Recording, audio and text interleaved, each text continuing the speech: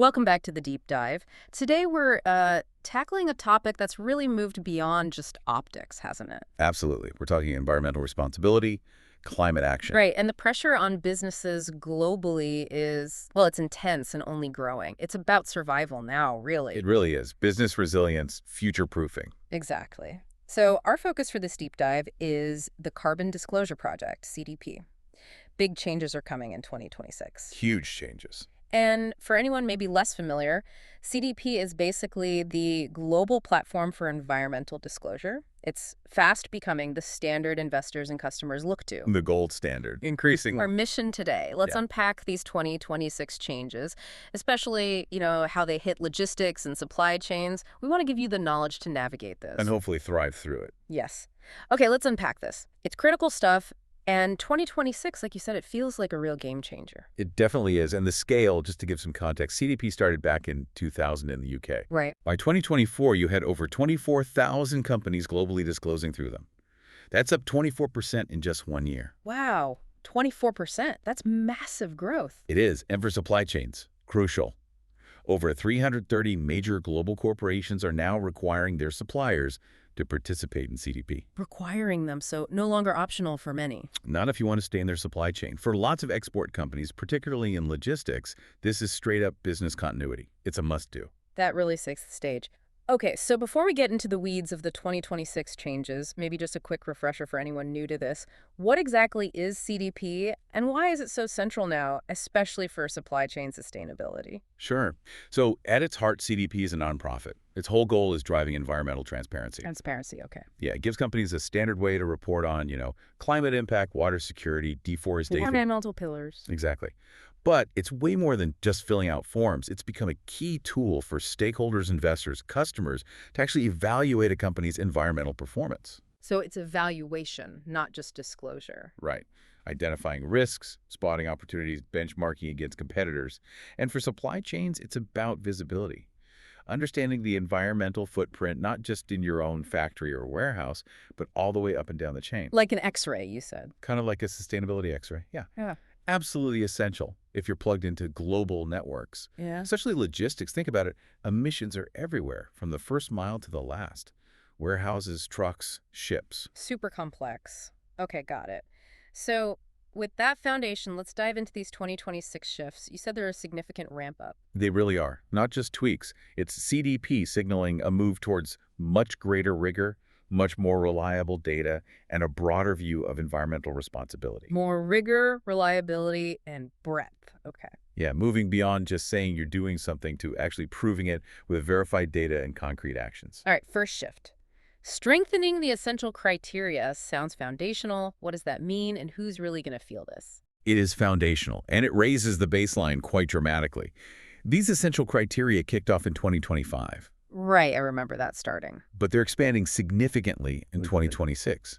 Now, previously, these tougher criteria, they mostly applied to the A-listers, the top environmental performers. The A-grade company. Exactly.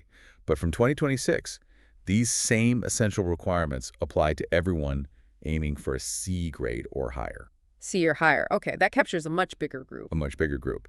So the pressure on those mid-tier companies, the C and B graders, Yeah. it really ramps up. They can't just scrape by anymore on the basics. So what are these essential criteria then? Well, key things include making your CDP response public mandatory. No hiding it? Nope.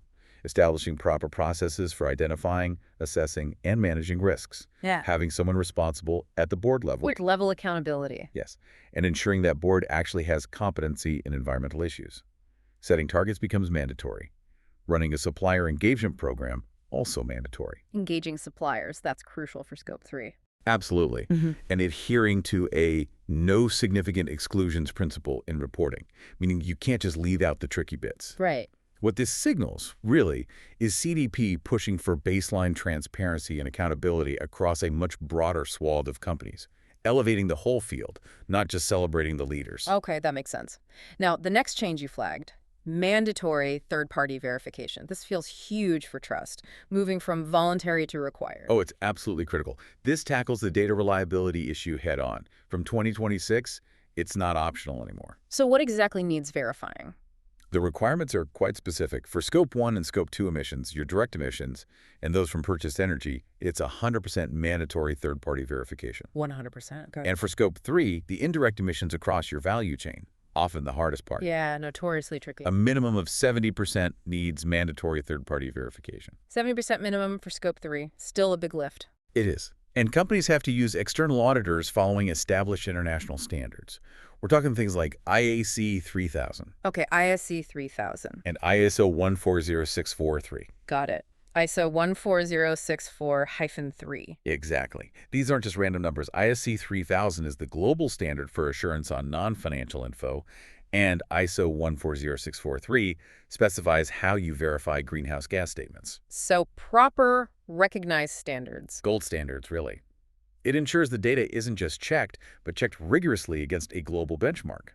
The big takeaway: robust, validated data is non-negotiable now. Which means factoring in cost and time for verification, right? Not just reporting. Absolutely. Significant cost, significant time, requires serious pre-planning and investment in your data quality from the get-go. It's a major step towards real accountability. Definitely sounds like it. Okay, and the third big shift, moving beyond just carbon, integrating nature-related disclosures. What's this TNFD integration about? Yeah, this is CDP broadening its horizons, recognizing climate is part of a bigger picture. The biodiversity crisis, ecosystem collapse. Exactly. So from 2026, CDP assessments will explicitly include nature and biodiversity, pulling in key elements from the TNFD framework. TNFD Task Force on Nature-Related Financial Disclosures, Right, that's the one. So companies will now face assessment on new things like biodiversity impact assessments, analyzing how much they rely on natural capital. Natural capital like clean water, soil. Precisely. And how they manage risks to those essential ecosystem services. Plus, there's a focus on plastics use and management. That part isn't scored yet, but CDP is clearly flagging it for the future. Okay, so it's coming. It looks that way.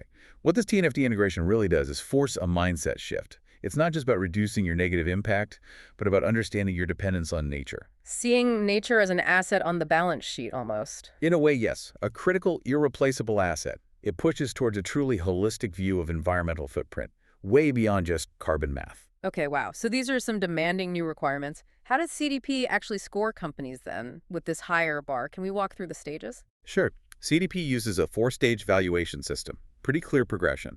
Starts with disclosure, which gets you a D grade. D for disclosure makes sense. Yeah, basically just requires submitting data. Completely 75% or more of the questionnaire gets you there.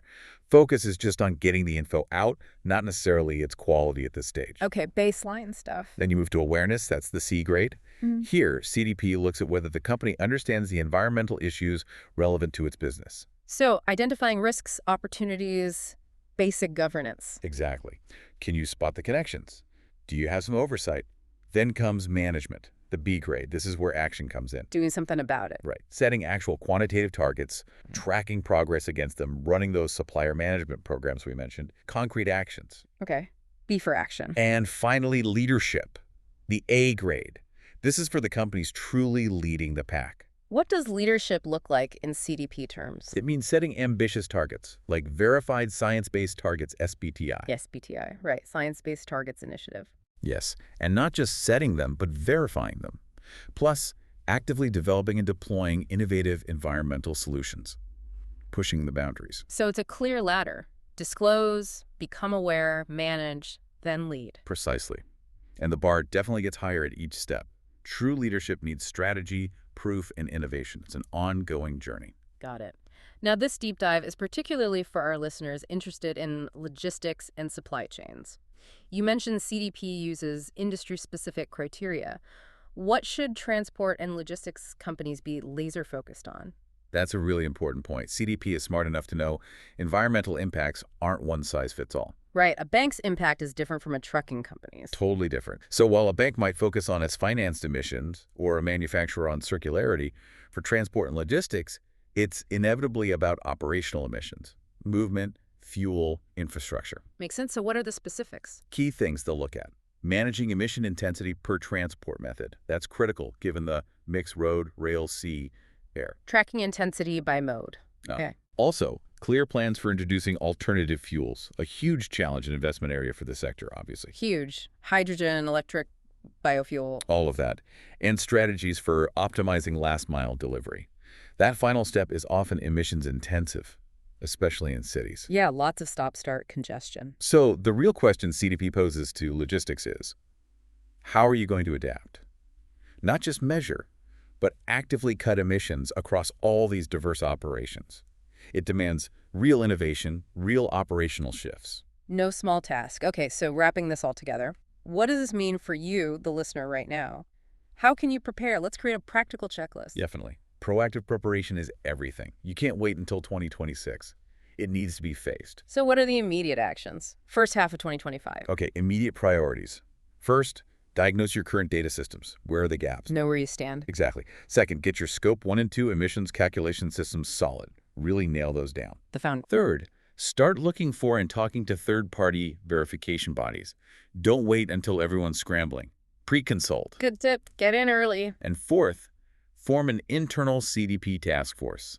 Get the right people involved across departments. These are non-negotiable first steps if you're serious about hitting C or higher. Okay, that's H1 2025. What about the second half? Midterm prep, second half of 2025. Now you expand your Scope 3 calculation. This is where it gets complex: purchase goods, transport, travel, waste. The whole value chain. Pretty much. Great. Also, seriously review setting science-based targets, the SBTI.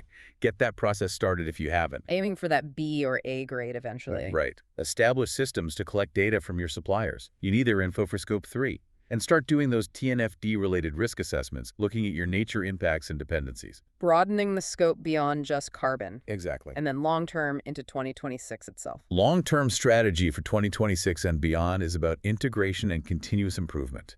Establish a truly integrated environmental management system. Breaking down silos. Yes. Use digital transformation, automate data collection and reporting where possible.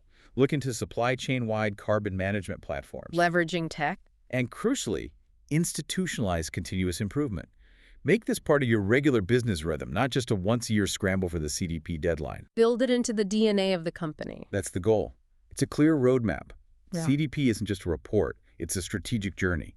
Requires systemic change. Wow, okay. That was definitely a deep dive. We've covered these massive CDP changes for 2026 tougher essential criteria, that huge shift to mandatory third-party verification, especially for Scope 1, 2, and a big chunk of Scope 3. Yeah, using standards like ISO 1406433. Right, ISO 14064-3. And the big expansion into nature with TNFD elements. It's clear the bar for environmental reporting is rising fast, more rigor, broader scope. It is. And look, while these changes, especially that verification piece and getting grips with TNFD, they present real challenges, no doubt. Requires investment, time, resources.